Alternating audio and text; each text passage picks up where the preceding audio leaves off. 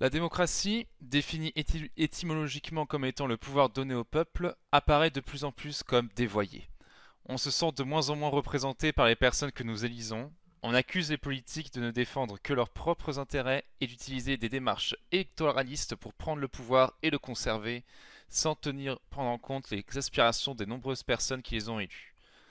Cette crise de la démocratie se remarque dans de nombreux pays. Au-delà de la France, on assiste à ce qu'on a appelé un dégagisme, où on veut se débarrasser de la classe politique dirigeante pour enfin élire des personnes qui sont censées bien plus et bien mieux nous représenter. Comme on peut penser à Trump aux États-Unis, à l'essor du mouvement 5 étoiles en Italie et du Parti populaire danois, à Viktor Orban en Hongrie, et j'en passe. La démocratie apparaît donc comme un système à bout de souffle, qui a absolument besoin d'une restructuration. Pour beaucoup, on ne peut plus se contenter de déposer un bulletin dans l'urne tous les 5 ans, comme c'est le cas dans les élections présidentielles qui en France rythment la vie politique du pays. Cela a fait, selon certains, du mal à la vie démocratique. On assiste à une attitude de renoncement, même, de la part des Français. Un sondage de l'IFOP de 2015, bien que contesté au niveau de la forme, montre que 2 tiers d'entre eux adhéreraient ou seraient tentés par un gouvernement d'experts, de personnes non élues qui réaliseraient des réformes nécessaires mais impopulaires, selon les propres dires de ceux qui voudraient une technocratie.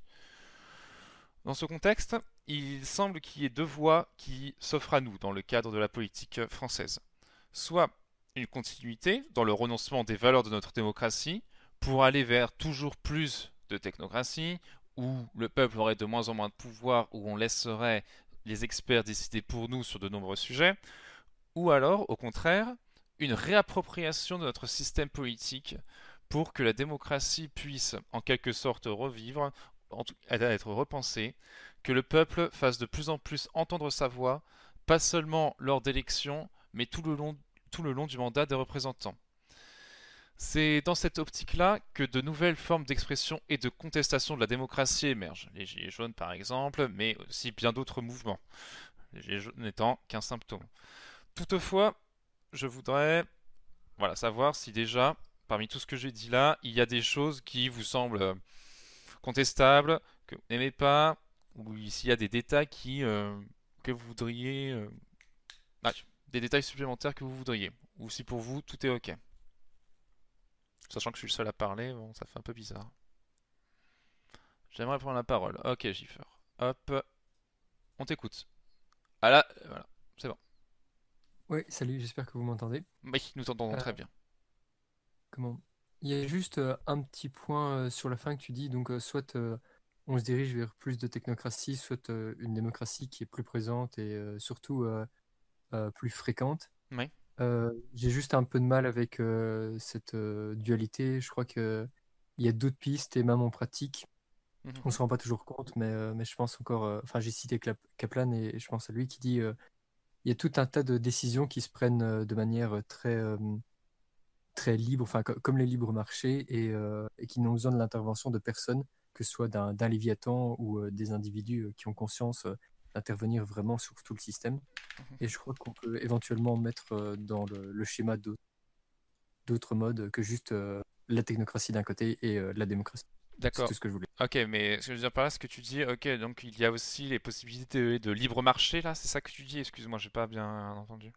Ou plutôt de.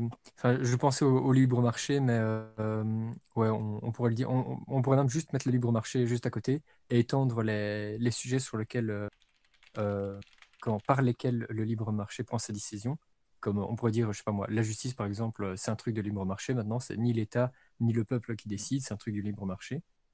Euh, mais il y a sans doute d'autres sujets, il y a sans doute d'autres modes opératoires sur lesquels on peut prendre des décisions que juste la démocratie et la technocratie ou même la Ok, dictature. mais j'ai envie de dire, quand tu dis libre marché, moi je pense à la libre circulation des marchandises, et ça, c'est plus un truc qui serait géré par des personnes qui ont fait justement des grandes écoles, qui sont dans le monde de la finance par exemple, et qui arrivent très bien à maîtriser tous les codes des différents pays, des différents règlements, pour pouvoir faire ça, pour pouvoir justement profiter au maximum de ce système mondialisé. Et ce sens, je pense que c'est plus dans une démarche technocratique que ça se pose.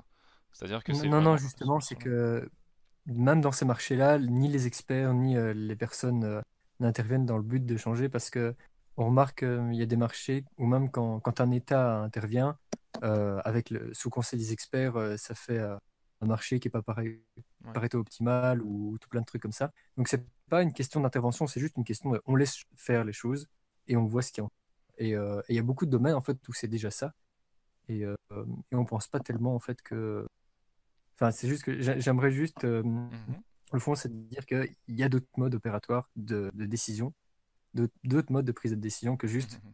la démocratie d'un côté et la technocratie. Ouais, c'est vrai que là, effectivement, bon, j'ai avancé là-dessus, mais c'est vrai qu'il peut y avoir d'autres modes de décision qui sont présents. Après, Takasan, je t'ai démute. Après, qu'est-ce que je veux dire, tu parlais aussi, par contre, un truc comme quoi la justice, elle, n'est pas politique ni technocratique. Je suis absolument d'accord. Enfin, ça, on peut réfléchir là-dessus, mais la justice est justement rendue par des experts, par des gens qui connaissent leur métier. Dans le cas des juges, c'est des Oui, gens oui, qui ont oui, je fait de disais très longues juste, études. on pourrait éventuellement envisager que maintenant la justice soit un truc de libre marché. Je disais juste un exemple comme ça. D'accord, ok, on est ensemble comme ça. Très bien. Euh, Sur la justice, moi j'ai du mal à comprendre ce que veut dire Giffer, parce que ça découle du pouvoir législatif et donc du pouvoir politique par rapport aux lois qui sont décidées par le Parlement. Euh, Après, il y a la question du pouvoir des juges, donc c'est-à-dire via la jurisprudence, etc. Mais lorsque la jurisprudence s'éloigne trop de l'esprit de la loi, en général, le législateur réaffirme et précise la loi. Donc, donc là-dessus, j'ai du mal à voir. Alors peut-être que j'ai mal compris en quoi la justice serait liée au libre marché, en fait. C'était juste un exemple pris comme ça. Je ne veux pas non plus D'accord, trop ok, allonger là-dessus. pas de souci, pas de souci. Ok, C'est sans doute un mauvais exemple, le premier qui me vient. Pas de problème. d'accord. Takassan, dis-moi, est-ce que tu voudrais parler de quelque chose à propos donc sur la crise de la démocratie actuelle? J'ai parlé rapidement, très rapidement des populismes en Europe, aux États-Unis qui s'installaient dans les démocraties, le fait que beaucoup de gens soient tentés par un système technocratique et le fait qu'il y ait de plus en plus de formes de contestation qui semblent émerger. Donc une double tendance, à la fois technocratie mais populisme. À cela, Takassan, est-ce que tu veux parler, dire quelque chose? Mon micro marche ou pas? Allô, allô? Oula, je t'ai mis à 200%, je t'entends très mal. Attends, je vais un peu augmenter le son de mon micro. Ah, pas qu'un peu là, je pense. Je confirme, j'entends assez peu aussi.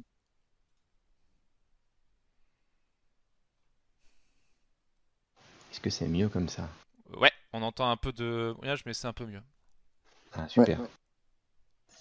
Non, non, non, non, ton plan me paraît plutôt bon. Incroyable. Ok, triste. Bon, Effectivement, il y aurait peut-être, excuse-moi, après je suis un peu surpris Takassan, que tu me fasses des compliments. Je suis assez. Bon. après Takassan, j'aurais peut-être un ajout. Hmm. Oui, bah je t'écoute, Emer. Oui, non, bah, je pense que la question sous-jacente derrière la démocratie, c'est la question de la souveraineté, c'est-à-dire du cadre dans lequel les décisions sont prises et de l'impact qu'elles peuvent avoir. C'est-à-dire que quand on parle de démocratie, je veux dire, si on retourne à l'échelle locale ou quand on parle de l'opposition entre populisme et technocratie, je pense que la question derrière, c'est celle de la souveraineté, c'est-à-dire que dans la technocratie, il y a cette idée qu'on doit se remettre à une gestion, tandis que dans le populisme, on doit se remettre à de la décision qui, euh, qui du coup, n'est pas forcément une décision experte. C'est Et, ça, oui. euh, et donc, voilà, et derrière tout ça, voilà, la souveraineté, je pense que c'est le gros problème qu'il y a aujourd'hui en Europe, c'est-à-dire qu'on a des États qui n'ont plus d'outils qui leur permettent d'exercer leur souveraineté. Donc, ça peut être l'outil monétaire, budgétaire, aussi leur politique publique avec tout un tas de normes à respecter et qui sont décidées pour caricaturer à Bruxelles et par, voilà, par à la fois Commission européenne, Parlement européen, etc., euh, qui finalement sont assez peu démocratiques ou dans un fonctionnement assez peu démocratique. D'accord, ok. Et, euh, et donc voilà, je pense qu'il y a cette question-là derrière et aussi après des questions qui sont forcément économiques C'est-à-dire que est-ce qu'on peut vraiment prendre des décisions qui vont impacter, je sais pas moi, uniquement la France, par exemple réguler très fortement les marchés financiers avec les conséquences que ça aura derrière dans une économie qui, elle, est mondiale, une compétition entre les entreprises qui est mondiale, et donc parfois l'impossibilité même de prendre certaines décisions qui seraient complètement casse-gueule. Donc, C'est ça. En fait, voilà, il y a cette double question, comme tu le dis très bien, Emer, de savoir, il y a certaines décisions qui semblent devoir être prises et qui sont absolument casse-gueule, car très impopulaires. Mais en même temps, on a l'impression que justement, faut-il prendre ces décisions? Est-ce que c'est vraiment la volonté des gens que ces décisions-là soient prises? Quel est le but du politique à l'intérieur? C'est toute la question de savoir qu'est-ce que nous attendons des politiciens. Takassan, je te vois en train de clignoter, mais je t'entends pas parler. C'est bizarre. Ah, c'est que j'ai mal réglé mon truc, attendez. Bah là, je t'entends Désolé. là. Alors, j'ai cette question-là et question sous-jacente, même si bon, j'avais pas vraiment prévu d'en parler, c'est celle du respect de la volonté des peuples, à savoir que bon, il y a comment dire, il y a de moins en moins de référendums. Ça, il n'y en a pas eu en France depuis, je crois, le référendum sur la question de l'Europe. Désolé, Takassan, j'ai pas fait exprès.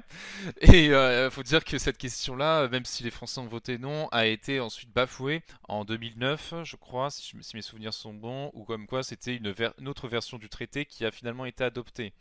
C'était la dernière fois où un référendum a eu lieu en France et celui-ci n'a pas été respecté. Ça, on peut le dire clairement. Mais au-delà de la question européenne, même les référendums locaux ne sont pas respectés. C'est faux d'ailleurs. Le dernier référendum, Ah enfin, oui, ça dépend si pardon, tu prends j'avais oublié enfin, Notre-Dame-des-Landes. Oui, c'est vrai. ouais, et la fusion des deux départements en Alsace aussi qui n'a pas été respectée, ça doit dater de 2013 et D'accord. et ça va être fusionné les deux alors que la population locale ça a été rejeté dans le Haut-Rhin à genre 55%, un truc comme ça. D'accord. Donc même les référendums locaux, que ce soit Notre-Dame-des-Landes ou ça, ne sont pas respectés de toute façon. D'accord, oui. Voilà, c'est donc cette question qui est là. Maintenant, que pouvons-nous faire? Que reste-t-il de la démocratie à ce moment-là? Est-ce que vraiment c'est quelque chose qui ne serait que là que pour faire élire des gens qui restent entre eux? On en parlait un peu en introduction de débat. Est-ce que la politique n'est vraiment plus qu'une caste de gens qui continuent de s'entretenir? Bon, c'est d'ailleurs assez amusant, et bon là vous allez rire, que Macron se disait anti-caste, tout ça, voilà, qui disait qu'il allait changer le système, au bout du compte, non, c'est faux, il fait totalement partie du système. Je rappelle qu'il a fait quand même l'ENA, voilà, il était inspecteur des finances, il ne sort pas de... Il s'y est repris à 3 fois d'ailleurs pour l'ENA. Il s'est pris à 3 fois pour l'ENA? Ah bah ouais, enfin, parce que tout le monde dit, ah, gna gna, c'est le jeune à qui tout réussit, il est génial, Jupiter, Jupiter, ouais, enfin, il a raté 3 fois, quoi. 2 fois non, du coup, vu qu'il a été une troisième fois à l'ENA. Ouais, non, du coup, il a tenté 3 fois, ouais. Tenté C'est au trois bout de fois, la c'est ça. troisième fois. Bon, il y avait meilleur élève, quoi. Bah, mais meilleur élève, mais bon, quand même, bon, voilà, il y a pu... pour 2 ans, ça... après, je pense pour il y a aussi la question de l'État profond, c'est-à-dire que la question s'était posée, il me semble, au second tour, vraiment dans le scénario où Marine Le Pen arrivait au pouvoir. C'est donc effectivement, on vote tous les 5 ans pour un président, etc. Mais après, les hauts fonctionnaires, eux, ils ne bougent pas tous les 5 ans. Et par exemple, Marine Le Pen, elle est arrivée, si elle était élue, elle est arrivée à la tête d'un État français avec des hauts fonctionnaires qui ont fait typiquement Sciences Po, l'ENA, donc qui ont plutôt un mode de gestion technocratique assez libéral, New Public Management, etc. Et qui, eux, allaient forcément lui mettre des bâtons dans les roues par rapport à ces réformes, etc. Donc je pense qu'il y a aussi derrière la question de l'État profond. Alors peut-être que j'élargis un peu trop, hein. Non, c'est clair que là tu as raison. Du coup, enfin, excuse-moi, enfin, Emer, j'ai pas bien entendu. Là, j'ai été occupé à checker l'échec de Macron à l'ENA. J'arrive pas à trouver de sources qui me disent qu'il a échoué 2 fois à l'ENA. En revanche, il a échoué à rentrer à l'ENS. Ça, voilà, c'est ce que j'avais vu. Il a échoué à l'école normale supérieure. Mais Ah, c'était normal sup alors, ok.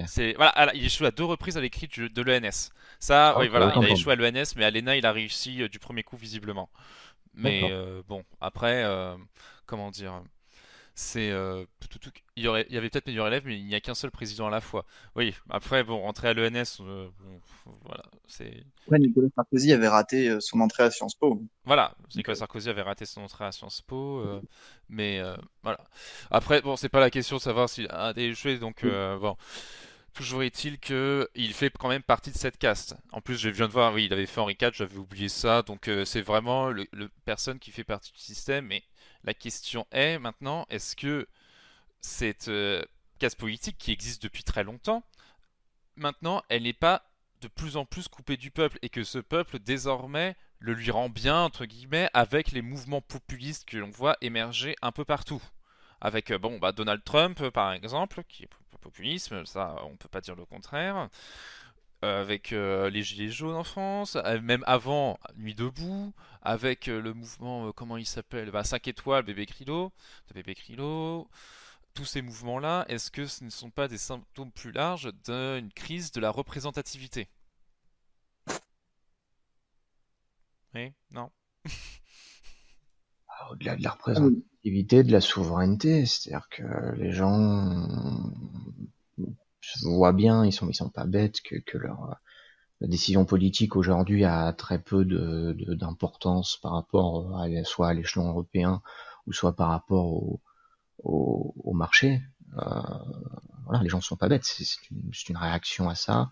Elle est logique, elle est, comment dire, elle est attendue. Mhm, Et je pense pas qu'elle s'arrêtera demain tant que le système ne changera pas. Si tu veux. mhm. Je parle pas du système politique, mais du système dans sa globalité, de façon un peu plus générale. Tant que le politique ne retrouvera pas plus de puissance, en fait. D'accord, ok. Donc pour toi, il faudrait que le politique puisse retrouver plus de puissance. Et ouais, il y a Clément qui pose la question, qu'est-ce que c'est d'être bien représenté? Et bon, Je pense bah, que ça, j'avoue je que... pense que c'est central comme question, parce que bon, Emmanuel Macron l'avait dit de façon, je crois, un peu plus, on va dire, polémique, mais c'est l'idée, est-ce qu'un chauffeur de camion, quand il vote voilà, pour la présidentielle ou autre, donc des personnes qui vont devoir gérer derrière des politiques macroéconomiques qui quand même nécessitent un certain niveau de compréhension, des études, etc. Est-ce qu'il veut que ça soit un autre chauffeur de camion qui soit à sa place en train de gérer voilà, toute la question de la dette de l'État, des finances publiques, Hmm. etc. Euh, donc, est-ce que par représentation, on entend le fait de d'élire le même que soi? Donc, c'est toute la question des quotas à l'Assemblée nationale, etc. Ou alors élire quelqu'un qui porte des idées avec lesquelles on est d'accord. Et je pense que c'est plutôt une définition qui viendrait plus naturellement. Porte des idées avec lesquelles on est d'accord et qui mène la politique qu'on attend. Mais du coup, est-ce que euh, ça pose la question en fait, d'un mandat et non pas de l'élection d'un représentant. Donc, par mandat, j'entends le fait qu'on élit une personne pour appliquer certaines choses en particulier, certaines lignes de programme en particulier, et que si elle ne le fait pas, on peut le révoquer, par exemple, ou autre. Tandis qu'un représentant, il est là pour un certain temps, et s'il renie ses promesses, bah, du coup, il peut rester en place. Je pense que ça peut être intéressant de voir ça par rapport à l'élection de Nicolas Sarkozy, qui a dû quand même réviser grandement son programme du fait de la crise de 2008. Et Mhm. donc, il a dû aussi s'adapter. Et, et voilà, et ça pose aussi d'autres questions, c'est-à-dire, est-ce qu'un politique, une bonne politique, doit toujours mener des politiques clientélistes, c'est-à-dire qui vont plaire aux personnes qui l'ont élu. Euh, Je pense que oui. Et alors, je pense que, excuse-moi, Elmer, du coup, je t'interromps, mais je pense que c'est une idée qui en fait est maintenant présente. C'est que le politique aujourd'hui doit à la fois a une double exigence, l'exigence d'être extrêmement technique, se connaître très bien de très nombreux sujets, parce qu'ils doivent être capables de s'adapter, de comprendre rapidement des problématiques assez nombreuses, comme tu l'avais dit, la notion de dette, la notion de politique internationale, politique nationale aussi, questions d'éducation, de santé. On doit avoir un avis sur tout et éclairé quand on est politique. Et en même temps, il faut être capable de se faire élire par le peuple, être capable d'être charismatique, être capable de se faire en sorte que les gens puissent s'identifier à nous. Et c'est cette double exigence qui en fait nous fait rentrer dans un état de tension.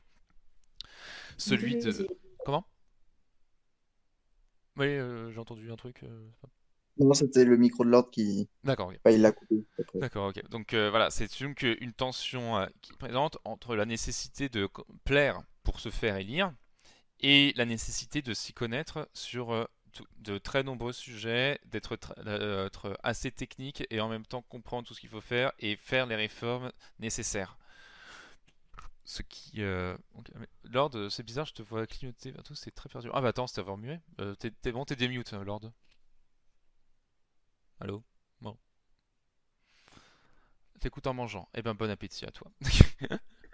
Non, mais moi je pense que c'est dangereux de gouverner pour les personnes qui t'ont élu. Pour les personnes qui t'ont élu, c'est dangereux. Tu gouvernes pour tous les Français. L'article 5. Allô? Bah, allô? Allô? Oui, Lord, on t'écoute, mais là il y a Takassan qui parle. Non, mais vous m'entendez? C'est bizarre, Oui, ça. on t'entend, Lord, mais là, oui. Attends. Alors, ouais, donc tu disais, Takassan, que c'était Ouais, dangereux pour... article 5, enfin le article 5 de la Constitution, le président de la République est garant de la Constitution. Si tu prends juste, vous parlez de Macron, juste pour le cas Macron, du coup ça parle pas, enfin pour les autres, etc. Mais exactement comme quand t'élis un député ou la députation, ça marche pareil. Tu gouvernes pas pour tes électeurs, tu gouvernes tu gouvernes pour l'ensemble des Français. Je veux dire, à un moment donné, le président de la République, tout comme l'Assemblée nationale, c'est les garants de l'indépendance nationale et de l'intégrité du territoire. Je veux dire, peut-être que la situation va mal et qu'est-ce qui est reproché finalement, qu'est-ce que les populistes reprochent, c'est d'avoir oublié ce principe de respect et d'intégrité. Et aujourd'hui, on voit bien que par exemple Emmanuel Macron, que ce soit Emmanuel Macron ou les députés, ne gouvernent que finalement pour les gens qui les ont élus. Et c'est là où est le beans, parce que leur base électorale est extrêmement faible. Si tu effectivement par rapport au nombre de Français, je parle pas par rapport au nombre de gens qui ont voté. Et là est toute l'hypocrisie du truc. Ils ont oublié qu'ils ne devaient pas faire de politique pour les gens qui les ont élus, mais pour les Français. Après, mais ça, Takassan, dire quand tu es président, quand tu atteins des comme ça, tu es obligé souvent de faire des choix. Et ces choix, tu les fais par rapport, notamment, non exclusivement, à un programme que tu as dicté à la base. Et par rapport aux promesses que tu as faites. C'est aussi ces questions-là. Je suis bien d'accord, quand tu es président, quand tu dois nécessairement gouverner non pas seulement pour ceux qui t'ont élu, mais pour tout le monde. Ça, c'est clair et net. Mais J'ai un truc à répondre. Vas-y. Tu sais quand Emmanuel Macron a dévoilé son programme officiel? Il y a plusieurs fois, mais il y avait eu dans son bouquin, il avait fait le bouquin Révolution. Il y avait eu aussi. Non mais officiellement, je veux dire les programmes. Après, il avait déjà donné plusieurs pistes de son programme dans son bouquin. Ensuite aussi dans le discours. C'était très flou. Non, il y avait des trucs qui étaient très clairs, hein, qui étaient là. Je me souviens plus qu'est-ce que c'était. Ah oui, c'était une augmentation des trucs de la retraite. Mais attends, je me souviens plus de ce qu'il avait annoncé à propos de son programme sur un truc. Mais attends, faut que je retrouve ça, discours, parce que c'est notre projet là, oui. Et il avait des trucs très. On lui a reproché de pas dévoiler son programme et son programme officiel a été dévoilé pratiquement le plus tard parmi tous les gros candidats, le 7 mars. C'est rigolo quand on sait que un mois, à peu près un mois avant le premier. Il disait même à la radio, je me souviens, ça avait marqué tout le monde. Il avait dit le programme, on s'en fout, ce qui importe, c'est la vision. Voilà, donc à partir de là, de la cour, les trucs qui t'engagent, bon, si tu dis c'est la vision, c'est pas le programme, tu t'engages que dalle. C'est ça le truc. C'est là, c'est tout le truc de ce en même temps, tu vois. Oui. Alors attends, voyons voir. Ah si, bon, voilà, ça y est, je me souviens. Il avait donné notamment un truc sur le droit à l'erreur. Tu sais, là, c'était les entreprises qui, en fait, avaient... si elles fautaient une fois, c'est bon, l'administration était OK. Et même, bon, si on fautait une fois... Je crois qu'il y avait eu ça, mais il y avait eu quoi d'autre aussi Ah oui, une baisse des charges pour les entreprises avec compensée par une augmentation de la CSG. Il y avait ça qui avait été donné. Ouais, enfin ça fait pas lourd sur la. Après là, voilà, je t'ai donné ces deux exemples-là. Il y en aurait sûrement d'autres, mais bon, là, c'est les deux auxquels je pense là maintenant. En tout cas, c'est le candidat qui en a le plus reproché de pas donner son programme. Donc, effectivement, sachant que c'est le président le plus mal élu de la Ve République, Pas effectivement, vraiment d'accord. À mon avis, le plus mal élu, c'était peut-être Jacques Chirac face à Jean-Marie Le Pen. À mon avis, bon. Non, quand je dis mal élu, c'est au niveau de la base, Il me semble que c'est le plus mal élu si on prend en compte les chiffres de l'abstention. Faudrait vérifier. Je suis pas sûr de mon affirmation. Très bien. Alors, voyons voir maintenant.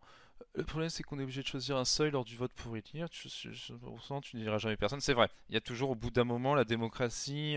L'un des problèmes que pourrait poser la démocratie, c'est celle de savoir, ok, quand est-ce que tu peux vraiment décider. Est-ce que quand mettons, tu décides d'organiser un vote, tu arrives pile à 51%. Concrètement, ça veut dire que si tu fais ce que tu veux faire, 49% des gens ne seront pas d'accord, donc tu es obligé de moduler, nuancer un peu.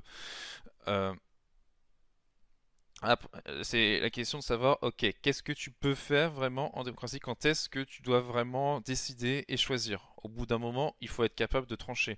Et la démocratie, en ce sens, a ce problème, entre guillemets, de la nécessité de discussion, de nuances, de débats, de construction qui peuvent amener, au final, pas dévoyer ce que tu voulais à la base, mais en tout cas, vraiment fortement changer, nuancer et te donner des marges de manœuvre très faibles. Ça, c'est quelque chose qui apparaît très régulièrement. Les principales réformes que les présidents font se situent généralement en début de mandat, voire milieu de mandat. Voilà. Parce que c'est à ce moment-là où il y a une possibilité de gouverner, diriger, où l'opinion publique est relativement pour toi parce que tu bénéficies euh, bah, d'un certain envol dans les sondages. Oh là là, l'attrait de la nouveauté. En général, la dernière année, c'est surtout consacré à la réélection. Ou alors, dans le cas de François Hollande, c'était le vide intersidéral. Pendant un an, il s'est quasiment rien passé. Et ça, c'est très présent dans la démocratie française. Et ne parlons même pas de la démocratie américaine, où là, vu que les mandats sont tous les 4 ans, on a l'impression que c'est une perpétuelle comment dire, discussion. Campagne électorale. Voilà, c'est ça, merci Emer, une perpétuelle campagne électorale. Et là-dessus, justement, moi, je défends le septennat, par exemple. Je trouve que c'était une erreur de passer du septennat au quinquennat. Alors après, peut-être on pourra peut-être sortir juste du système français et discuter de la démocratie en tant que telle, mais juste cette remarque sur le septennat. Euh, je pense aussi que un des problèmes qu'il y a dans la démocratie, c'est le fait que on peine, enfin, disons que plus les délais sont courts, plus on a des difficultés à mener des politiques sur le long terme. Ouais, Et on voit que finalement, les personnes qui militent pour la démocratie sont souvent aussi, je trouve, c'est peut-être plus l'inverse, des défenseur de l'environnement, le fait qu'il faille sauver la planète, etc. Et donc, finalement, il y a cette opposition entre le temps finalement très court de la démocratie et les problématiques, les enjeux qui, eux, se situent vraiment sur le long terme. voilà. Et, C'est que et- c'est. Vas-y, continue. Marc. non, voilà, Ok. oui, tu voulais dire. Non, non, voilà, je voulais dire que voilà, il y a aussi cette question-là, à savoir que est-ce que les politiques sont capables de répondre aux enjeux globaux, c'est-à-dire à la fois des enjeux environnementaux, comme tu l'as très bien dit, effectivement, un politique ça veut se faire élire, et la question de l'environnement, c'est pas une question enfin, c'est une question qui est très politique et en même temps, bon, qui dépasse très largement le cadre des politiciens. Et il y a aussi d'autres questions, c'est savoir comment est-ce qu'un politique, à une échelle nationale, peut agir à un niveau mondial. Parce que l'environnement, c'est quelque chose qui concerne la planète entière, et on peut très légitimement se poser la question de savoir comment est-ce que un président, à un niveau national, peut faire infléchir une politique au niveau mondial. Je sais qu'il y a eu des rencontres internationales, justement des réunions qui font que oui, on fait des promesses, mais quand on voit, par exemple, bon, je suis désolé d'en revenir à ça, Donald Trump qui a balayé certains accords d'un revers de la main, qui nie le changement climatique, on est en droit de se poser la question de, ok, qu'est-ce que tout ça pour ça, quoi? Pour qu'au final, non, ce qu'on fait ne sert strictement à rien. Est-ce que vous voulez réagir à ce que je viens de dire ou vous êtes Non, OK? non, bah, moi je pense que c'est la même chose en matière économique. Hmm. C'est-à-dire qu'aujourd'hui, il serait suicidaire de mener certaines réformes, de, par exemple, voilà, je donne l'exemple de réguler certains domaines de l'économie, etc. Ça pourrait créer des réactions sur les marchés qui seraient très défavorables à la France. Et en fait, il faudrait qu'une majorité de pays ou des conglomérats réussissent à prendre ces décisions-là. C'est-à-dire que ces décisions seraient possibles, mais à l'échelle de plusieurs pays.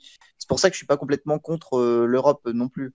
Euh, je voudrais peut-être qu'elle soit un peu plus transparente, euh, qu'il y ait un peu plus de contrôle dessus, puisque là, voir Jean-Claude Juncker, donc, qui est l'ancien Premier ministre du Luxembourg, qui était, enfin, disons, qui a mené là-bas une politique de trusting fiscal, donc assez anti-européen dans l'idée.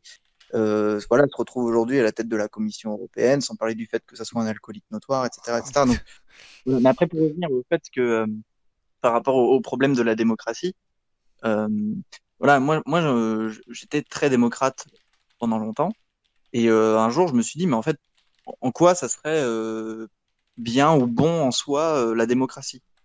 Et, et c'est là que je me suis rendu compte il y a des situations, des décisions, etc., qui en fait peuvent se prendre contre, voire malgré le peuple.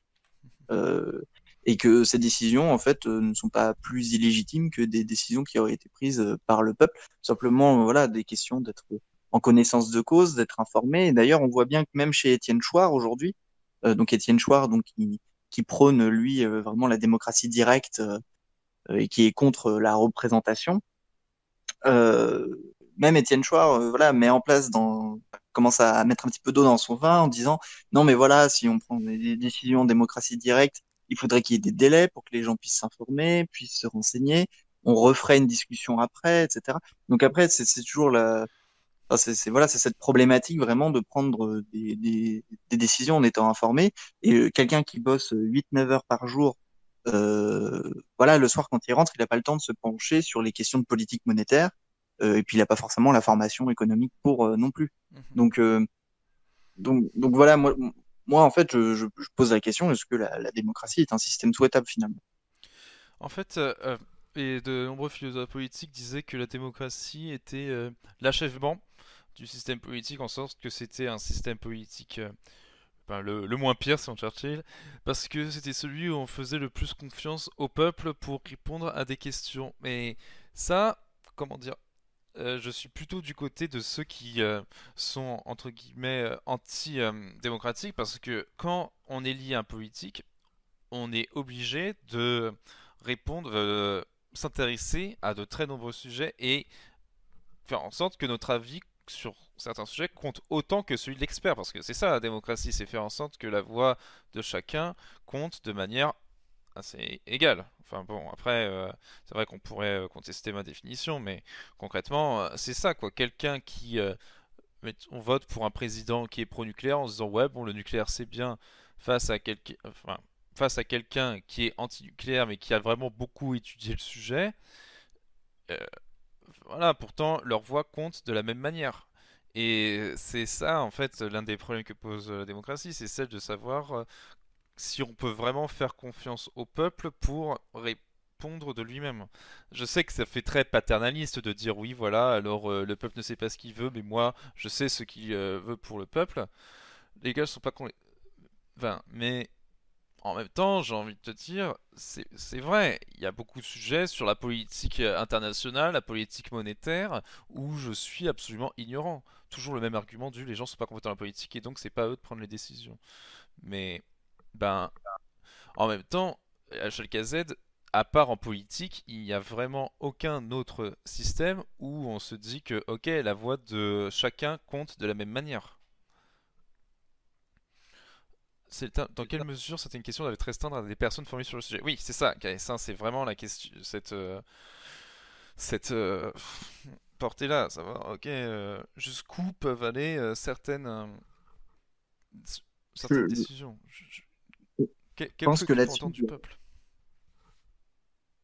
là-dessus, je pense qu'on peut séparer les domaines, comment dire, purement, on va dire, techniques, et d'autres domaines qui vont être plus sociétaux, où là, ça relève vraiment de l'arbitraire des valeurs. Mhm. Et donc, dans ce cas-là, effectivement, oui, pour une communauté donnée, c'est mieux que les lois et les décisions qui sont prises correspondent aux valeurs de cette communauté. Après, aujourd'hui, malheureusement, je pense que sur l'économie, on n'a pas vraiment trop le choix, en fait.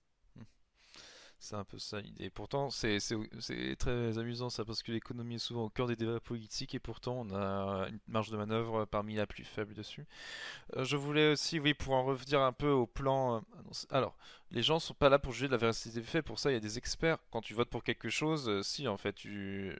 Oui, dans un monde idéal, ce que j'imagine, c'est les experts qui mettent au clair les faits, les présentent la décision à prendre, les gens prennent la décision démocratiquement. Ça, je suis d'accord, HLKZ. Ça, oui, je suis tout à fait d'accord pour dire que oui, ok, il y a des experts dont le Ces boulot, en problématiques partie. sont les mêmes en démocratie directe ou en démocratie représentative. En fait, si tu votes pour un pool d'idées via un candidat, donc tu votes pour, je sais pas moi, Macron, tu vas voter pour le pool d'idées à Union européenne, vaguement libéralisme, et encore, je sais pas moi, européisme, germanophilie. Voilà, donc Oui. il faut quand même t'interroger, te questionner et être quand même assez, on va dire, au fait des enjeux géopolitiques, des enjeux économiques, des enjeux je comprends pas. Si j'essaie un tout petit peu de, de réduire la question à la démocratie en tout cas, euh, et de savoir quelle forme de démocratie serait préférable, parce qu'après on peut. Disons, tu nous avais fait lire, j'avais noté un truc, Hmm. c'était, tu nous avais fait lire Tocqueville, et Ouais. il y a une phrase de Tocqueville que j'aime bien, c'est ils se consolent d'être sous tutelle en songeant qu'ils sont eux-mêmes choisis, en songeant qu'ils ont eux-mêmes choisi leur tuteur. Et, c'est ça cette idée de démocratie représentative, comme disait Tocqueville, c'est-à-dire que tu choisis des maîtres, Hmm. C'est ça, oui. tu les élis, tu dis ils sont plus compétents que moi pour juger telle et telle idée, tu votes pour un pool d'idées. Et encore même vaguement défini. Hmm. Et c'est ça le problème. Aujourd'hui, tu votes pour une vision, comme dirait Macron, et pas pour un programme. C'est là que le bas blesse. C'est-à-dire que la problématique est la même de ce manque d'expertise, elle est la même, que ce soit en démocratie directe ou en démocratie indirecte, ou en démocratie représentative, c'est ça que j'arrive pas à saisir. T'arrives pas à saisir quoi? Pardon, excuse-moi, Takassan.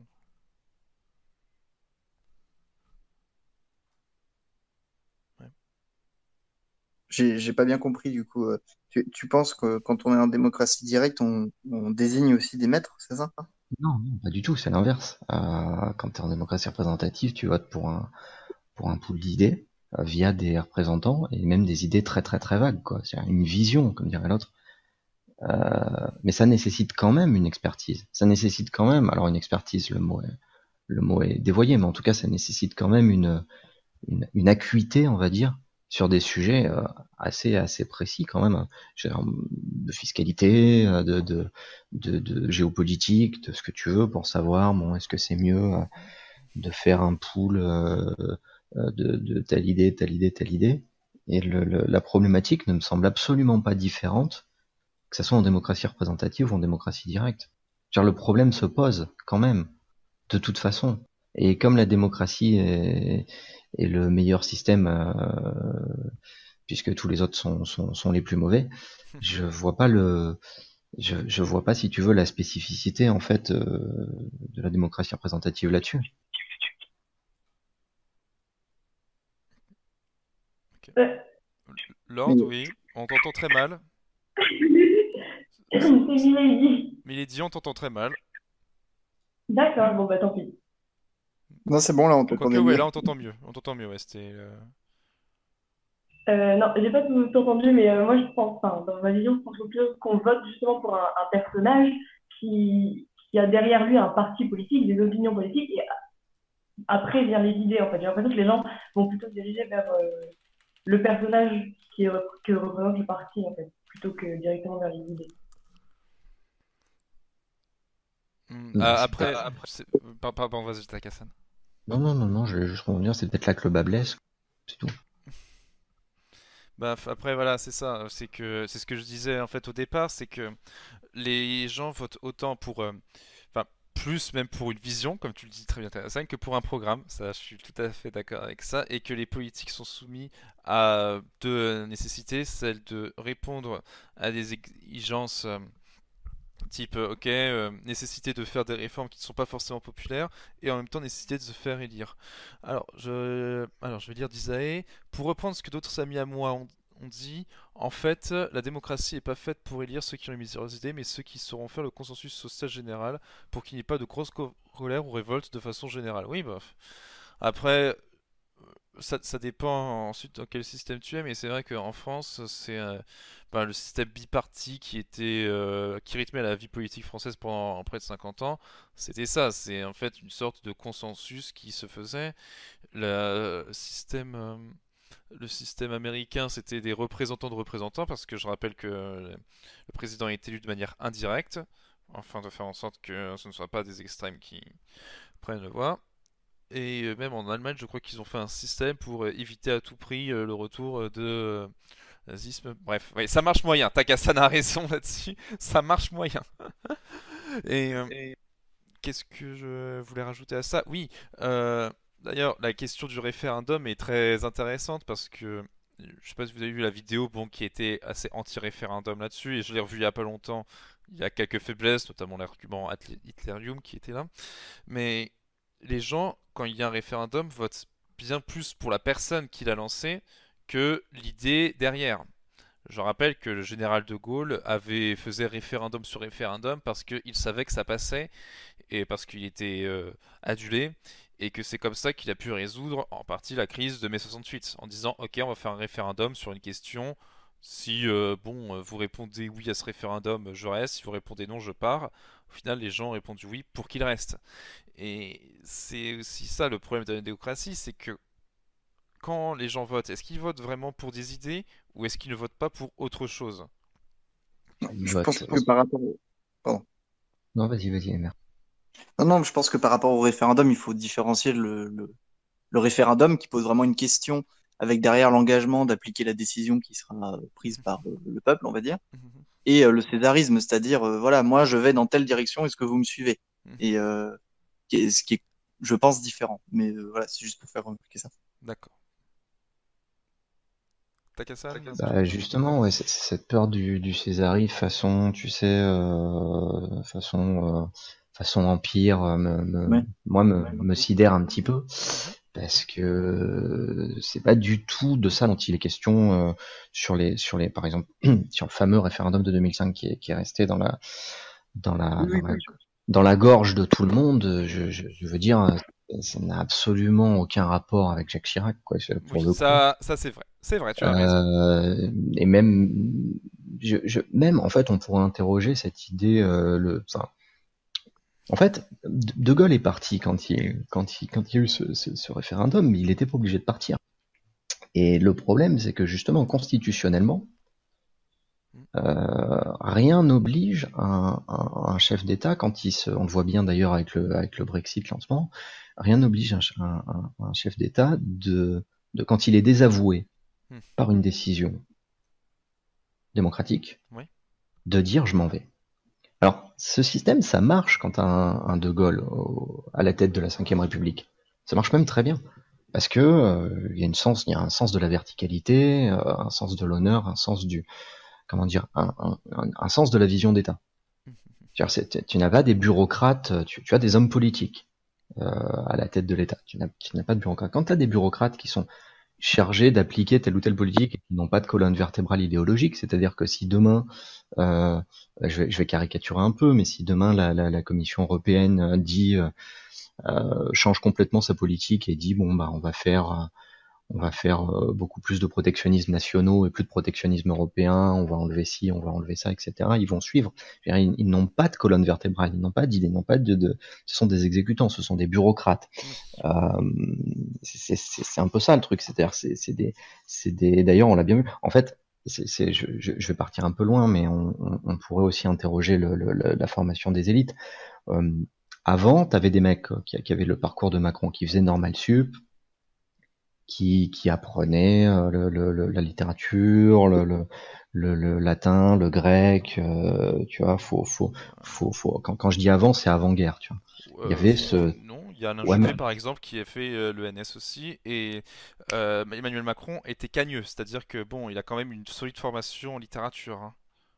ouais, je sais, il vient de Cagnes à la base. Mais justement, pardon, ça c'est repris, mais je pense que côté Macron, c'est plus Sciences Po qui l'a influencé parce que maintenant le parcours classique c'est Sciences Po, ENA et Normal Sup, tu vois, c'est assez rare et avec le néolibéralisme des années on va dire 80-90, tu vois, ça a complètement changé la comment dire le logiciel mental de ces personnes-là qui ne sont devenus au final que des exécutants. Et, et là, le bas blesse, ouais, effectivement. Tu as regardé l'émission fait document. Bref. Ah, maintenant, j'avais la question que j'ai envie de poser, c'est plus une question assez générale. Bon, on va un peu pas écourter cette soirée, mais bon, essayer de se diriger lentement et tranquillement vers la fin. Qu'est-ce qui, selon vous, serait nécessaire pour reconfigurer la démocratie? Si vous voulez un nouveau modèle de démocratie, hein, vous pouvez très bien dire non, finalement, euh, moi je veux que la démocratie ne me paraît pas le meilleur régime, contrairement à ce que certains disent, parce que il ne permet pas de répondre à de très nombreuses problématiques telles que le changement climatique, et c'est trop variable par rapport au peuple à qui on demande trop de choses, ou alors au contraire, qu'est-ce qui selon vous ferait qu'on puisse révigorer le peuple? Qu'est-ce qu'il Bon, faut? alors moi, Vas-y. je vais défendre une idée, mais je pense que je serai le seul. Mhm, Moi, c'est-à-dire que je trouve que le système actuel en France mhm. est plutôt bon. D'accord. Oui, tu peux aussi dire ça, hein, voilà, c'est ça. Et après, moi, mon seul regret, c'est qu'on soit passé au quinquennat. J'aimerais bien qu'on revienne au septennat, notamment pour qu'il y ait ce décalage entre les élections législatives C'est et vrai. les élections présidentielles, ce qui permet un petit peu de faire un point à mi-mandat, quoi. Ouais, ce qui permet Euh, aussi d'éviter le coup de chambre d'enregistrement, voilà, comme est devenu l'Assemblée nationale depuis. Voilà. voilà, c'est ça. Et, euh, et voilà, après, moi, je pense sincèrement euh, que la souveraineté nationale, du fait des mutations économiques actuelles, c'est quelque chose qui. Enfin, c'est une belle idée, c'est bien beau, mais je pense que c'est pas possible dans les faits. À la limite, on peut mettre plus de démocratie locale pour que voilà, des décisions qui importent sur un territoire puissent être prises, je sais pas moi, sur le prix du bus, sur le tissu urbain, etc., etc. Mais voilà, mais pas de grandes décisions, on va dire, qui vont avoir un impact, je sais pas moi, un protectionnisme alsacien ou je ne sais quoi, D'accord, ok. mais, voilà un petit peu mon idée. Mais je pense que je serai le seul ici à Non, me non, tu peux contenter du dire système tel que qu'il est. tu peux défendre, en effet, dire que le système actuel est bon, il faut juste le changer un peu à la marge pour que, à une échelle locale, des décisions puissent être prises pour vraiment reconfigurer le territoire par ceux qui font partie de ce territoire. Ça, non, non, si, c'est une bonne Mais, interprétation. Hmm. ouais, mais enfin, je veux dire, l'Assemblée nationale, on voit bien qu'il y a des députés godillots, concrètement, bien que les députés ne servent à rien.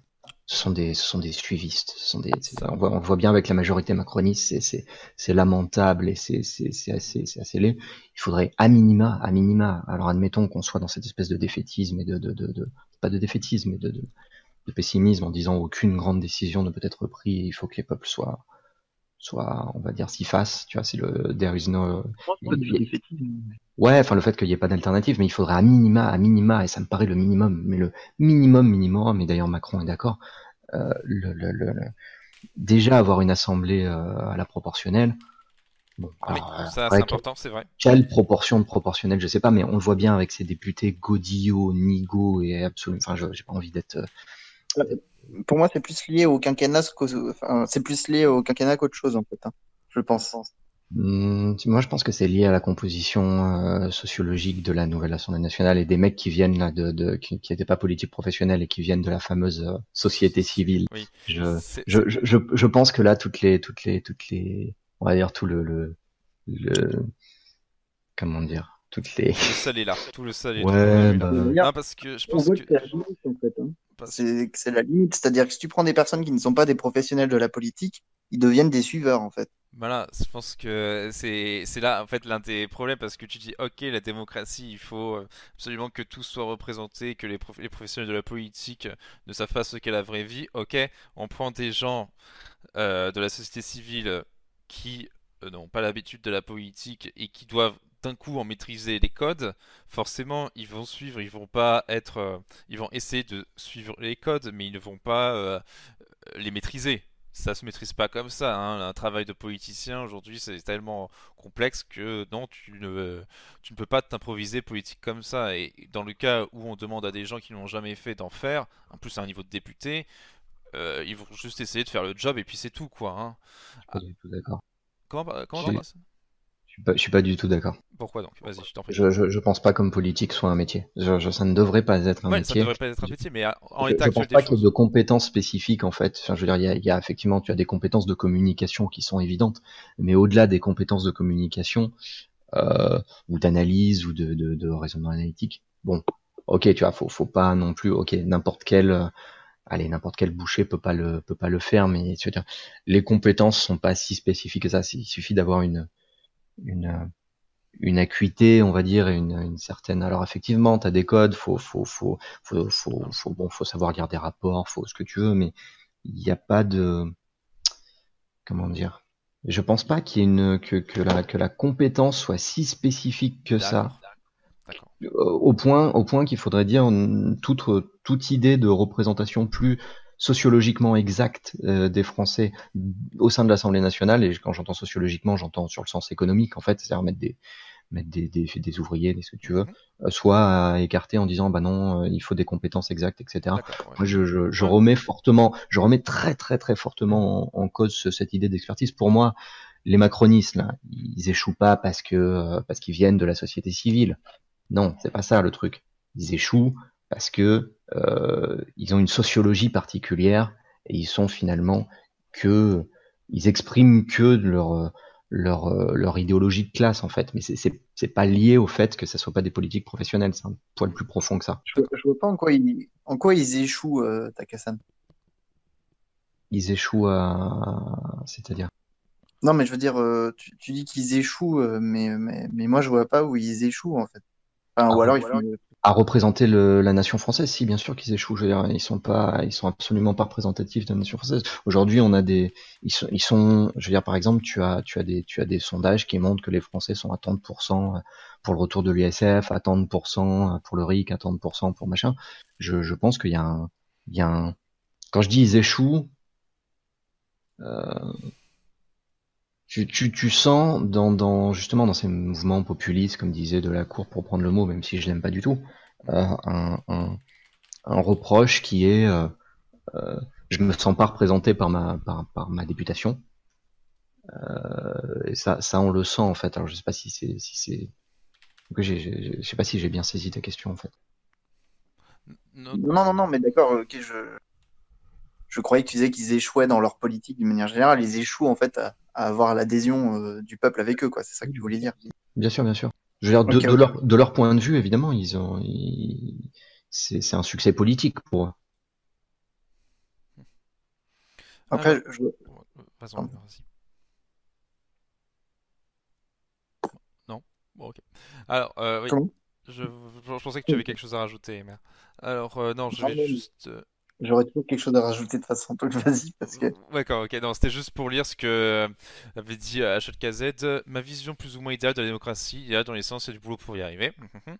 Séparer à 100% les votes pour les gens des votes pour les idées. Très compliqué de faire ça, le principe de la démocratie étant justement que tu votes à la fois pour les gens mais aussi pour les idées, donc ok, bon, soit, on dit c'est le système idéal. Incorporer la science au processus de décision, d'une manière plus générale, mettre l'accent sur le factuel. Ça, on aimerait bien effectivement qu'il y ait plus d'accent sur le factuel, mais en fait, bon, les fake news pleuvent. Recueillir des données sur les personnes concernées, une partie en sélectionnant au hasard, une partie de témoignages volontaires. Ça, par contre, les personnes concernées, euh, à chaque fois que quelqu'un veut atteindre un poste assez haut en politique, enfin surtout président ou membre de gouvernement, il est vraiment checké comme c'est pas permis. Ensuite, présenter intelligemment les faits et les choix à faire, de manière évolutive et collaborative, notamment par ordre d'importance. Là, faut savoir, ok, c'est toujours la question de savoir qu'est-ce que tu mets en premier, qu'est-ce que tu vas privilégier ou pour. C'est compliqué, mais pourquoi pas. Et les gens votent pour les décisions. Bah oui, ce que les gens privilégient. Oui, mais il faut savoir qu'est-ce que les gens veulent privilégier. Hein. C'est toujours ok. En fonction de la hiérarchie des événements, c'est bon. Hein.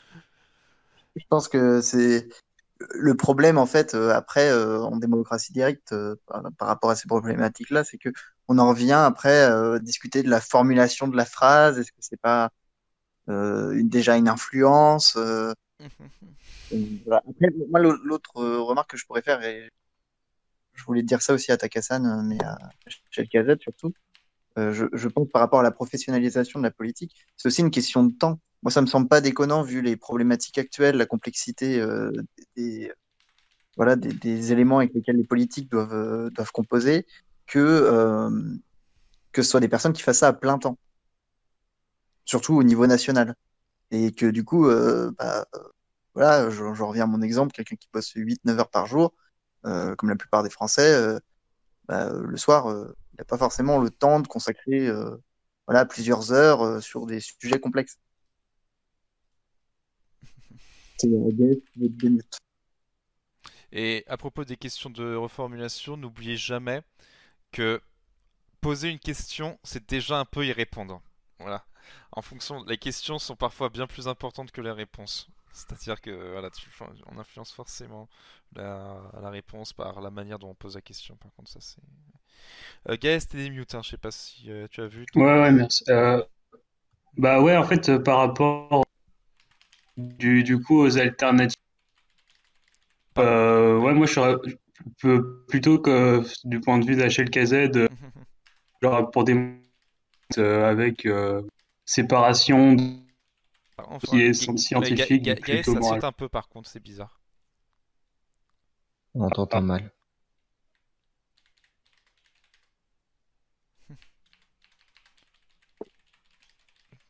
Juste taper un truc.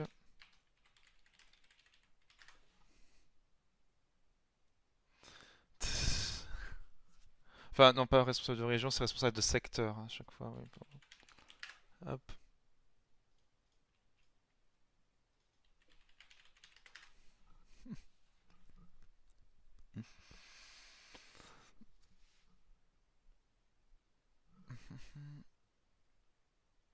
Bon, alors,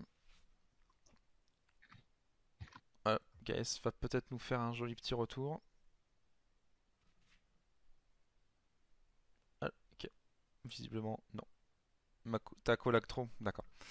Donc, en ce qui me concerne, ouais, je passe à l'écrit. Excuse-moi, Gaës, oui, je te laisse écrire et voilà, je vais lire ce que tu vas mettre et je réagirai et d'autres pourront réagir évidemment.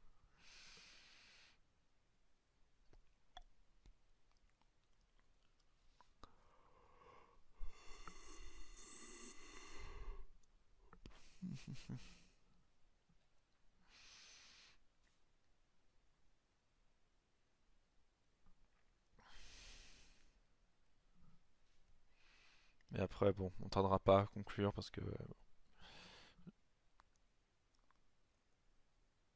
Moi, pour répondre à la question du temps, t'as un truc très très simple à faire pour pas saturer le calendrier électoral.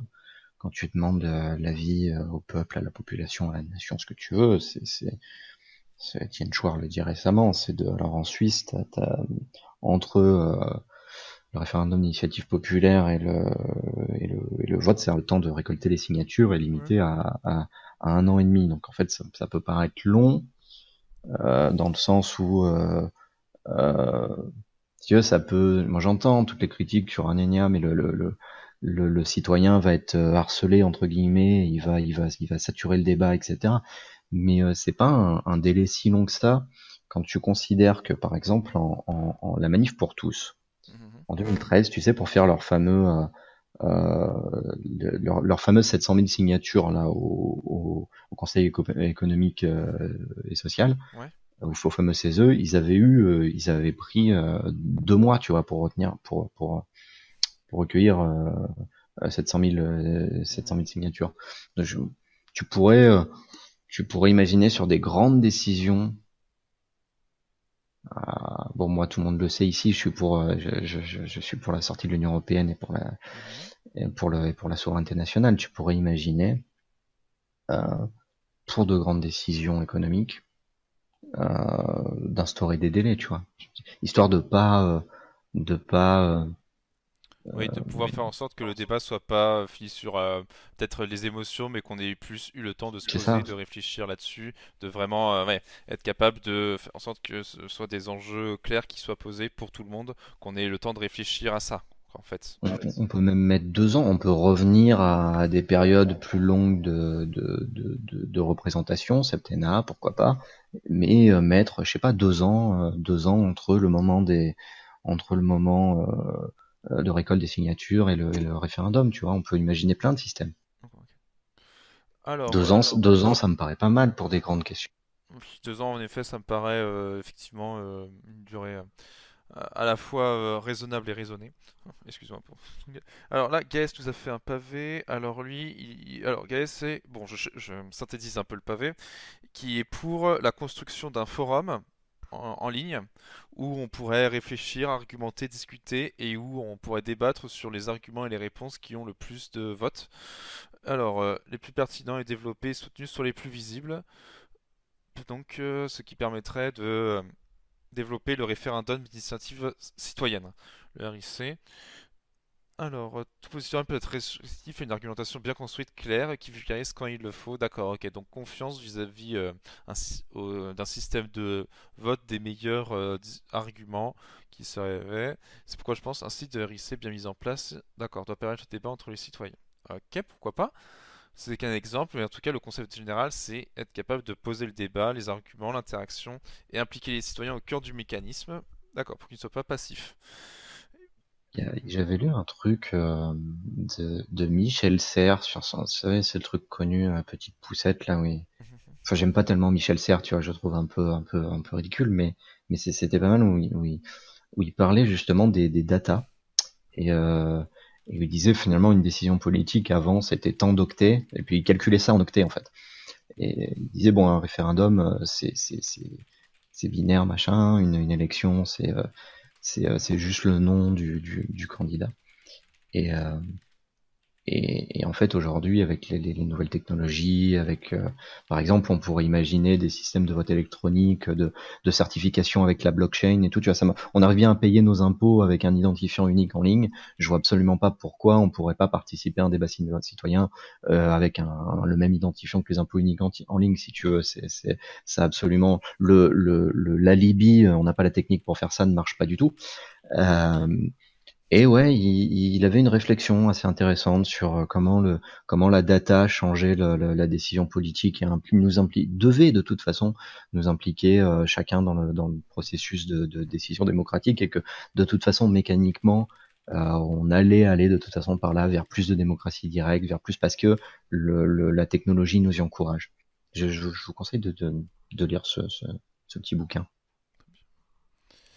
Donc, il y a des possibilités de démocratie qui peuvent se construire via le net. En effet, je pense que ça peut être une bonne voie. Avec la blockchain et tout Avec ça, la tu vois, on blockchain, pourrait tout ça, imaginer. voilà. C'est vrai que les nouvelles technologies, j'avais pas pensé à cet axe, alors que pourtant il paraît important, c'est les nouvelles technologies qui nous permettent de repenser notre rapport à la politique. Je n'avais pas pensé à ça, mais bah, en plus, si en fait, hein, c'était un peu mon sujet de mémoire, sauf que bon, il date de tellement longtemps et il y a tellement de choses qui ont changé que. Le problème par rapport à ça, Takasan, c'est qui audite le code. Mais bon, après, on rentre dans des. Ouais, dans un Tu le mets, mais tu le mets tu mets le code à disposition, évidemment.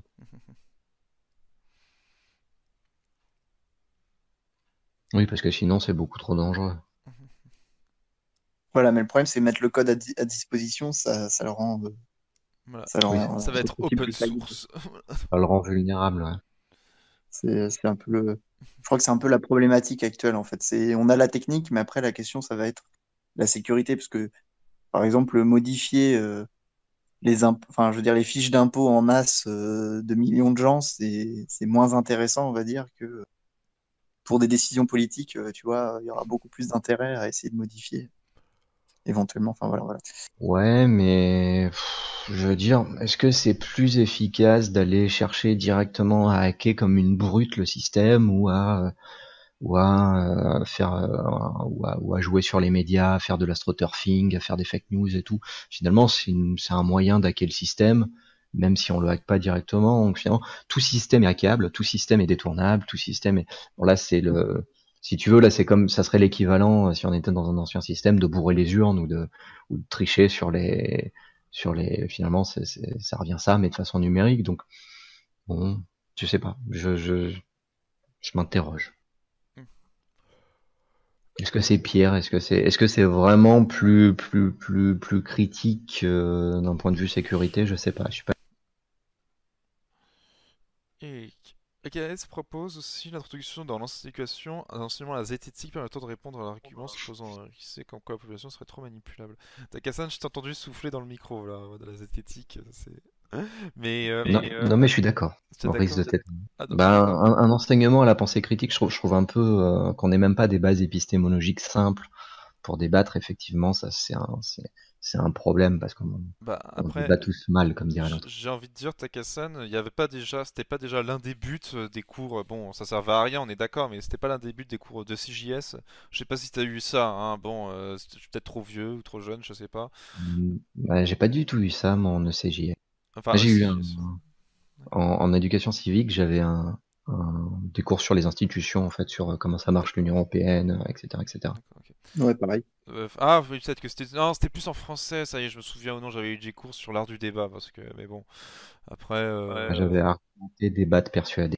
Voilà, Littéralement. montrer, persuader, convaincre. Mais je crois que j'avais vu à un moment un prof qui était. Un prof d'histoire qui nous a un peu de. Quoique, non, pas tant que ça en fait, hein.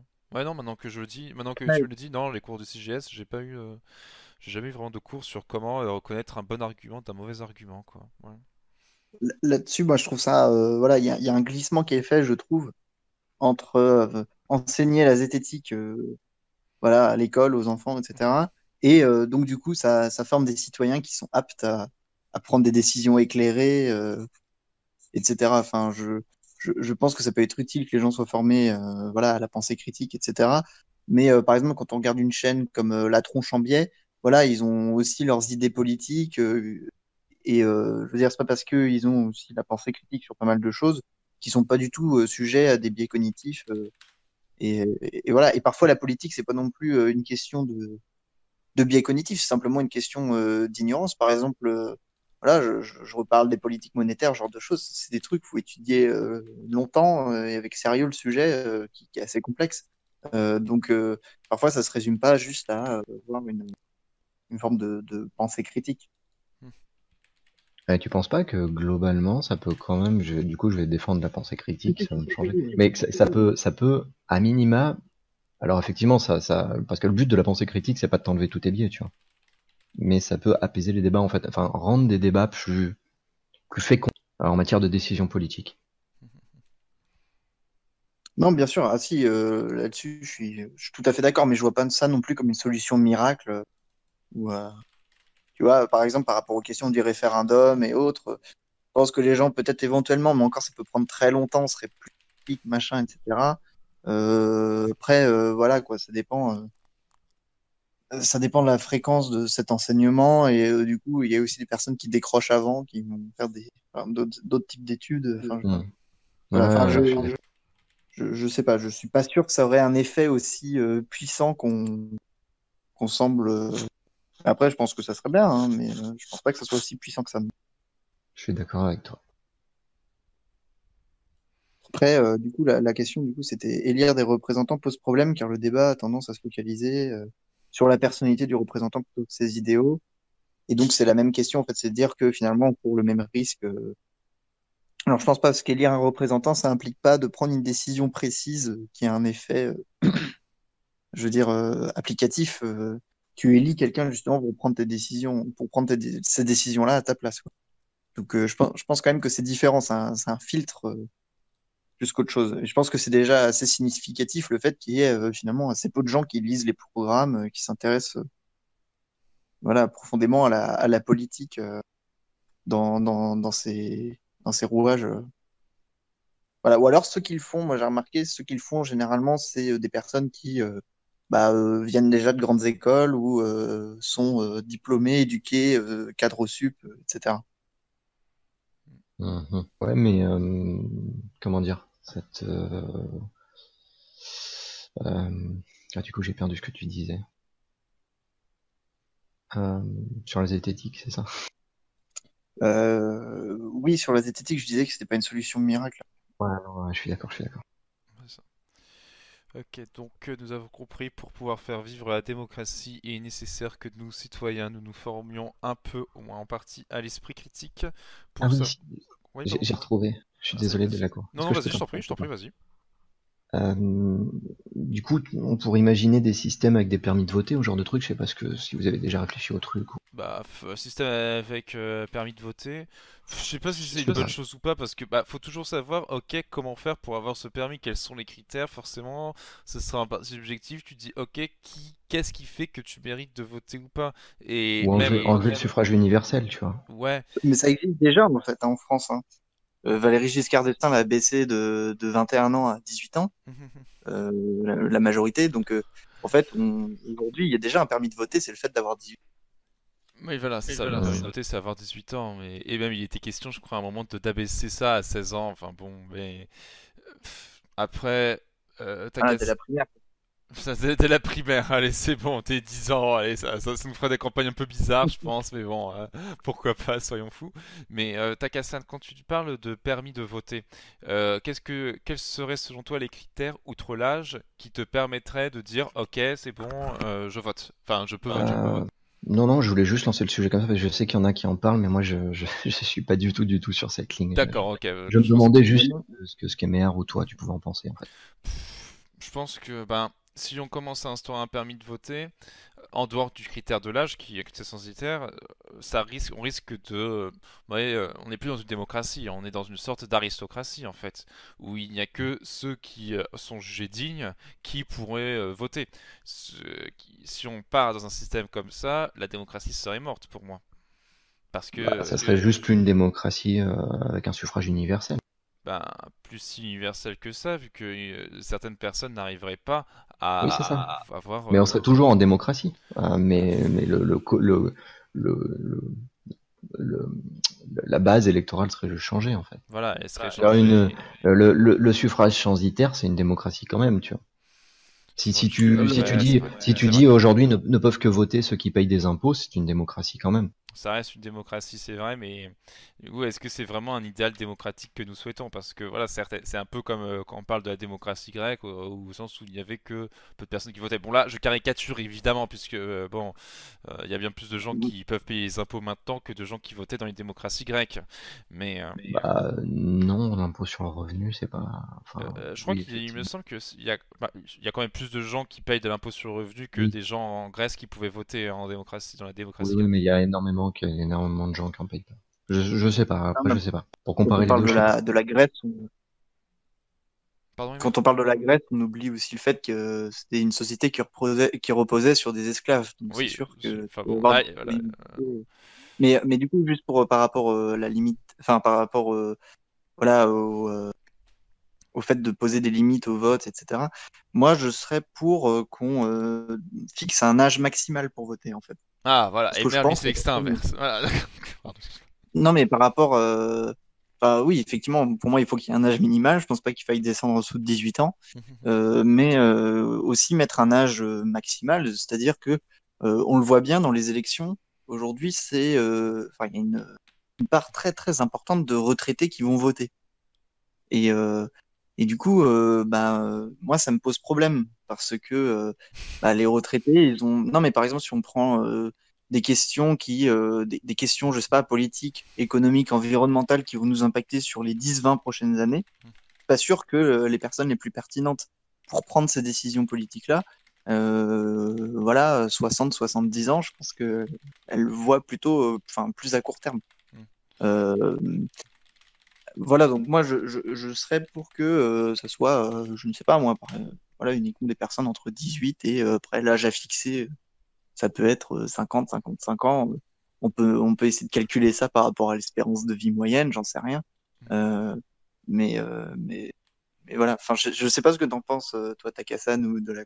Bah, en ce qui me concerne, ce que je pense, c'est que, alors, c'est vrai que, comment dire, il y a des, ben, la politique, gouverner, c'est prévoir, c'est, la politique, c'est comment dire, c'est la capacité à donner une vision, à construire un avenir pour le pays, et on est en droit de se demander quel avenir pour les personnes qui sont sur le point de mourir. Est-ce que vraiment elles peuvent être impliquées dans les décisions, dans ces choix-là, vu que ces décisions qui vont être prises ne les impacteront pas, par rapport à des jeunes qui, eux, auront bien plus à subir certaines politiques.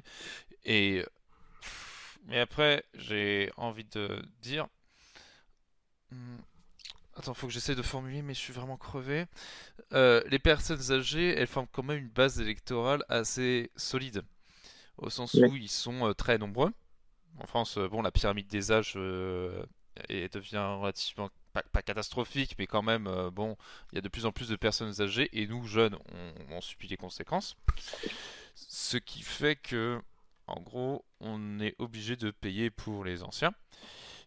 Mais en même temps, ces personnes-là, elles sont citoyennes comme nous. Et je pense que même si peut-être que leur enlever le droit de vote à 60 ans permettrait à des jeunes de plus s'exprimer, j'ai envie de dire, eux aussi ont le droit de s'exprimer.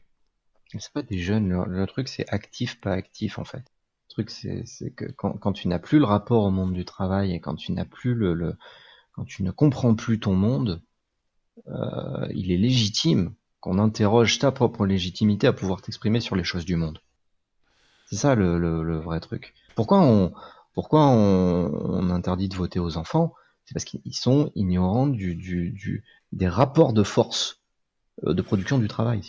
Pourquoi Pas à forcément le 16 ans travail. tu peux aller à 16 ans tu peux aller faire des jobs d'été ou ce genre de truc. Et c'est ça en fait le truc principal. C'est pas jeune vieux ou etc.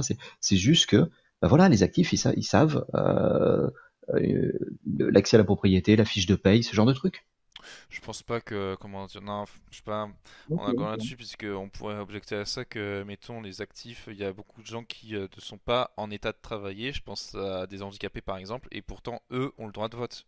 Il y a beaucoup de cas où il y a des personnes qui ne sont pas actives et qui pourtant votent, et même on pourrait dire très bien qu'une personne assez âgée, même qui est retraité, a au contraire beaucoup plus de temps pour s'informer sur le monde autour de lui, à lire, se cultiver, analyser, etc., etc., par rapport à un actif, à une personne qui travaille 8-9 heures par jour, qui, elle, ne peut pas s'intéresser à la politique et qui va juste voter pour quelqu'un qui a réussi à voir 2-3 fois, ok, bon, lors d'un débat, en étant crevé. C'est pas une histoire d'information, c'est une histoire de rapport mental au monde en fait. C'est une histoire de rapport mental au monde, je vais de façon de t'informer si tu veux, mais c'est pas juste ça. C'est une histoire de production mentale. En fait, t'es toujours qu'une socio-histoire.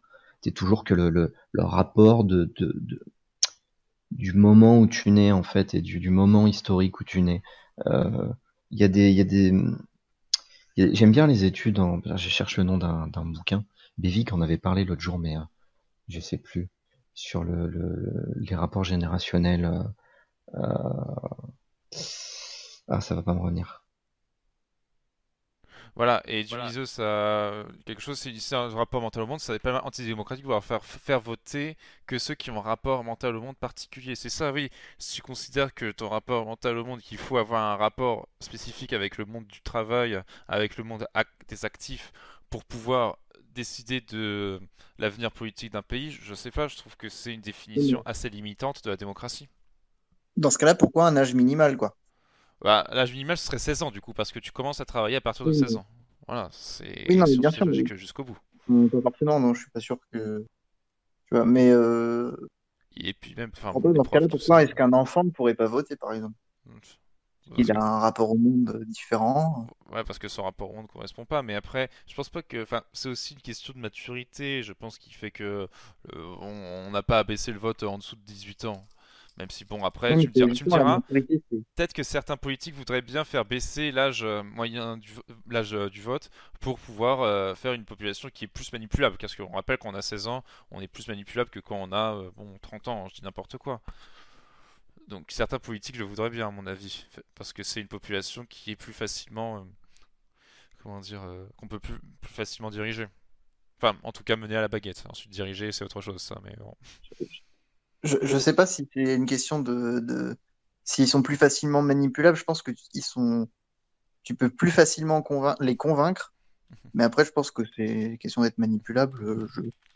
Là-dessus, je sais pas. Mais du coup, enfin, je pousse évidemment à l'absurde en disant, mais dans ce cas-là, pourquoi pas les enfants, etc.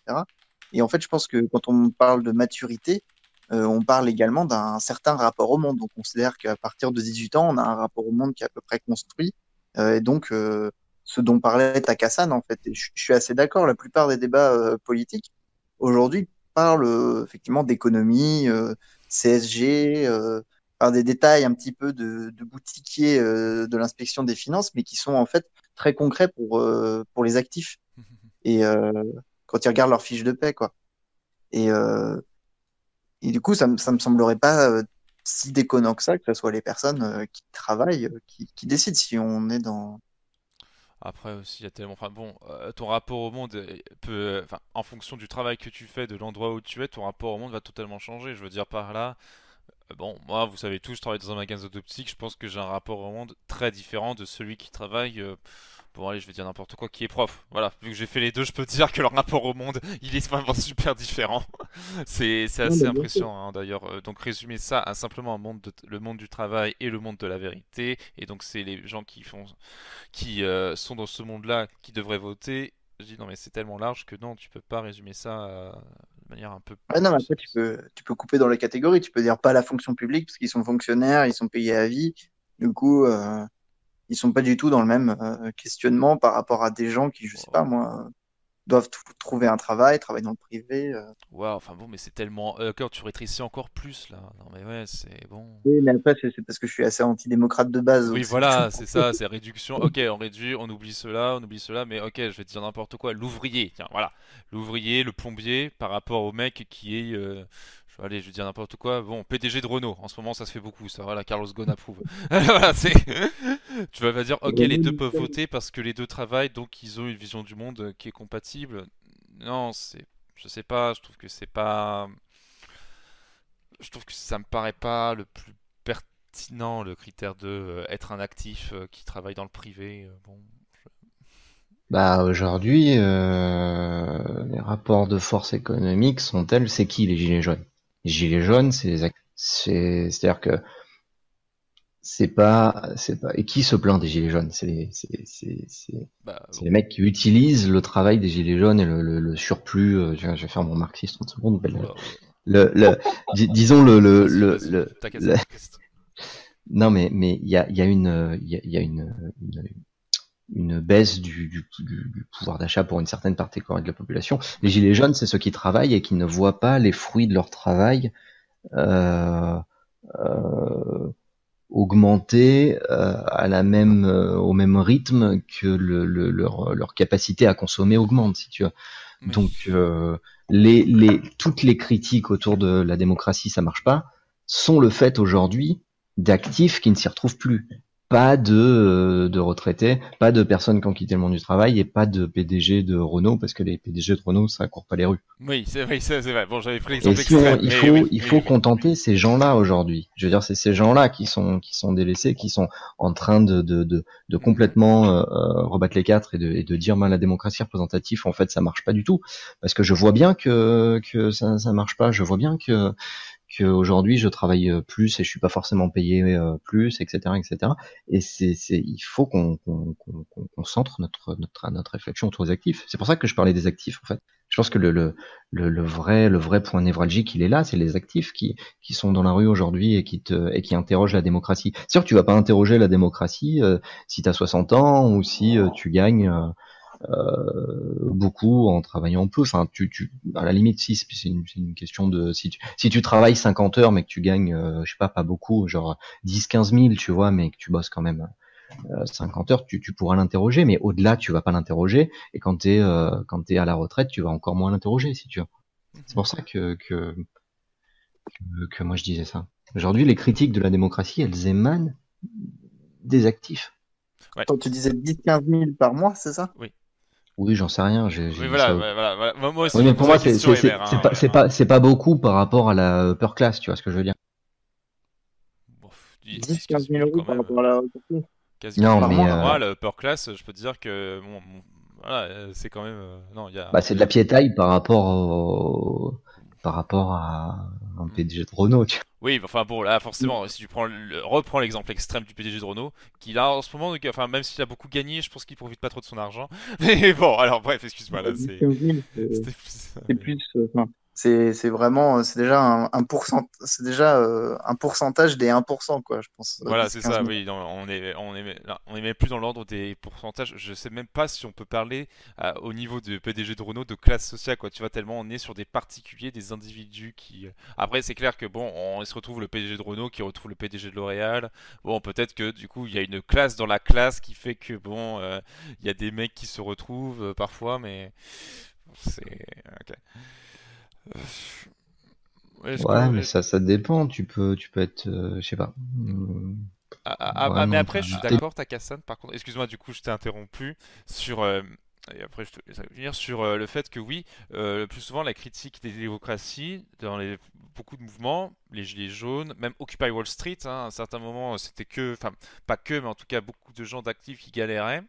Et le mouvement Nuit debout aussi, enfin, c'était à la fois un mouvement étudiant, mais aussi pas mal d'actifs qui n'avaient pas. Qui arrivaient des difficultés à joindre les deux bouts. Tout ça, ça fait partie disons, des critiques de la démocratie qui sont faites, et je suis d'accord avec toi, par ces jeunes actifs qui n'arrivent pas à s'y retrouver. Et c'est pour ces personnes-là qu'il faudrait peut-être repenser la démocratie. Ouais, tu vois bien que le déficit de représentation, enfin, tu vois bien que la question, elle est générationnelle. Enfin, on le voit bien, on l'a vu avec les foulards rouges, on l'a vu avec d'autres exemples. Tu vois bien que quand tu passes un certain âge, tu as plus tendance à vouloir, forcément, c'est logique, mais à vouloir préserver le statu quo plutôt Oui. qu'à être dans une volonté de réforme. Et aujourd'hui, le vrai problème, il est là, quoi. C'est-à-dire que les personnes d'un certain âge vont massivement. Ou alors, on pourrait imaginer des systèmes hybrides. Tu vois, je folâtre un peu dans mes pastels, mais Vas-y. on pourrait dire, alors ta voix, on pourrait imaginer un modèle mathématique où ça décroît avec l'âge, tu vois, l'importance de ta voix. Pardon, je pensais ma voix quand tu parlais de ma voix, ma manière d'exprimer, mais bon, ta voix, Non, ok, non, non, non. la voix Non, de mais la démocratie, voilà, très bien, c'est. tu pourrais imaginer, bon bah tu vaux plus qu'une demi-voix si t'es parce que par rapport à la pyramide des âges et par rapport au fait que vous votez en masse selon une certaine tranche d'âge et comme aujourd'hui la vraie lutte des classes c'est même plus une lutte de classe, c'est une lutte des âges. Et bon on peut dire bon bah voilà, tu vois on peut imaginer plein de systèmes en fait. Ok, très bien. Bon, je pense que on peut s'arrêter là. Je pense que c'est quand même un beau tour qu'on a fait. Est-ce que quelqu'un veut rajouter quelque chose à cette belle conclusion de Takassan qui me paraît assez intéressante? N'hésitez pas à demander le micro aussi, parce Oui, que du oui, coup, n'hésitez pas, bien entendu, hein. Bon, là, voilà, faut juste le demander. Je fais clic droit et je vous démute. Ou alors tout le monde est mort. Ce qui est possible aussi, mais un peu triste.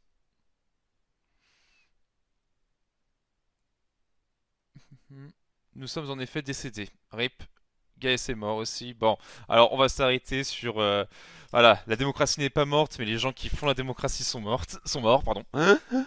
Alors, je vous remercie à tous d'avoir participé à ce débattoir. Vous pouvez continuer entre vous, mais bon, là, moi, je vais m'arrêter là. Finalement, je ne vais pas surveiller ou quoi que ce soit. Je suis un peu trop crevé.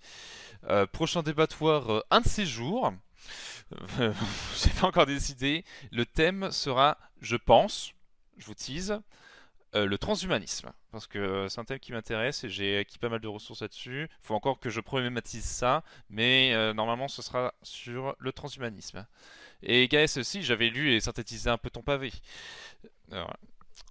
Pour ceux qui le voudront, je donnerai le lien vers l'enregistrement audio, le lien pour télécharger l'enregistrement audio qui va se terminer.